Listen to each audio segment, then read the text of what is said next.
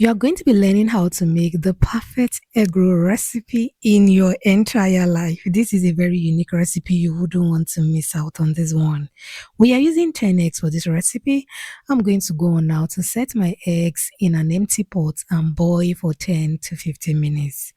I'm going to add in a little bit of salt, which is very important. After adding generous amounts of water, the salt helps your eggs to peel easily after boiling for about 10 to 15 minutes. Please do not allow your eggs to boil for more than 10 to 15 minutes. If not, your eggs will start changing in color.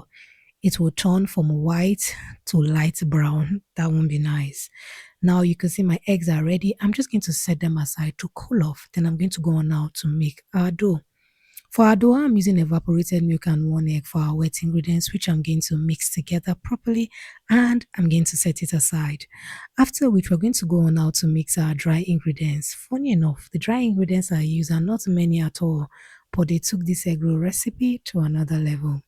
We are using our flour. I'm going to go on now to use our flour, a little bit of baking powder. You're going to add in your sugar, your flavor option, which could be your nutmeg, or I went for cinnamon. Adding a little bit of salt, mix your dry ingredients together and set aside. Add in your butter. You may want to take it easy on the butter because of course you are frying this recipe. You do not want to add too much butter. If not, your egg rolls will come out dripping with oil. Don't worry, the ingredients and measurements will be in the description box so that you can take note of the quantity of each of the ingredients that I used for this recipe. Add in your wet ingredients into your flour. After making a well at the middle of your flour, go on now to add in your water in bits to get your dough together. I use between 150 ml to 200 ml of water depending on the kind of flour you'll be using. But I usually advise adding your water in bits until you can get your dough together. Very important. Set your dough aside to rest for about 5 to 15 minutes. I'm going to be telling you the reason why you should do that later on in this video. Our eggs have been cooling for a few minutes now. I'm going to add in normal temperature water and I'm going to peel my eggs. It is advisable that you allow your eggs cool off on its own. Do not force cool. I call it force cooling. Yes, do not force cool your eggs by using very cold temperature water because you just want it to cool off quickly. Let it cool off on its own. If not, you may struggle peeling your eggs. Now make sure you rinse or wash your egg in clean water to take out any bits of shells.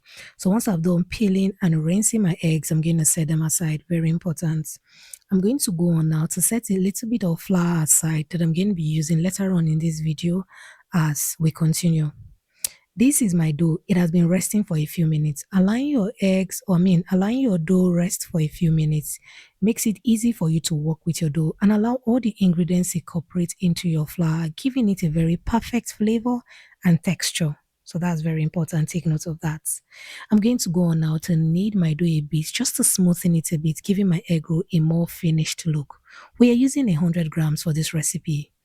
I usually advise that you use between 80 to 100 grams, whereby 80 for small size egg rolls and 100 for big size egg rolls. Flatten your dough as much as possible. Do not be in a hurry to roll in your eggs into your dough that you do not take time to flatten your dough.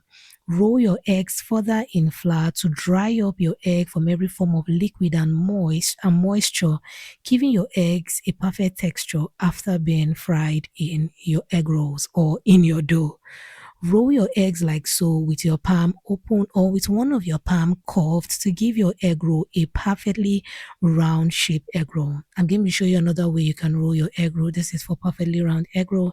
The second one, after flattening your dough as much as possible, roll your dough in flour to dry up every form of moisture.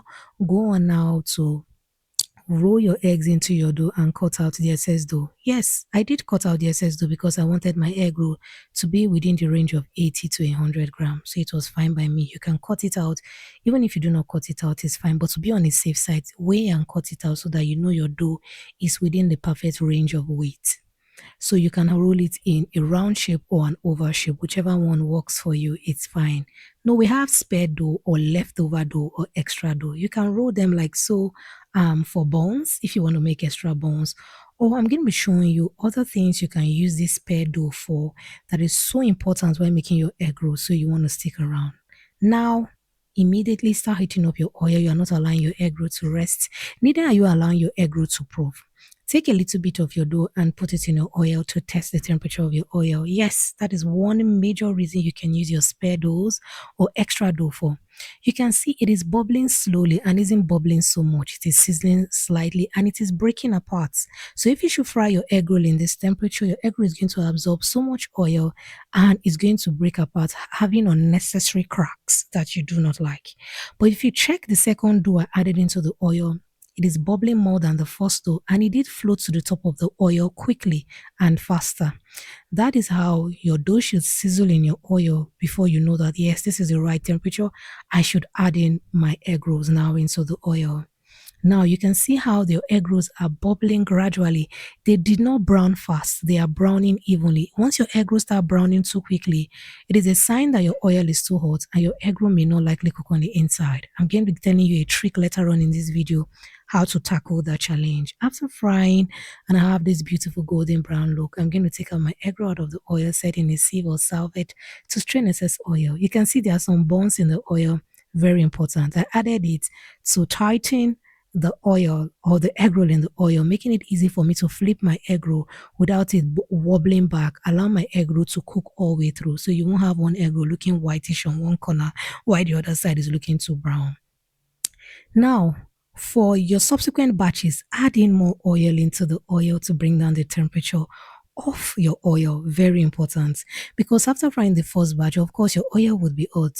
Adding more oil will bring down the temperature of the oil, and reducing the heat of the oil will also help bring down the temperature of the oil. Then you test with your dough, and that was how I fried the second batch. So with that, you are not going to be scared. Is my oil too hot? Hope it's going to cook. You can control the temperature of your oil by bringing down the heat or by adding more oil to bring down the temperature of the oil. You can see how fluffy our egg roll recipe is looking. Thank you so much for stopping by Debbie's Kitchen.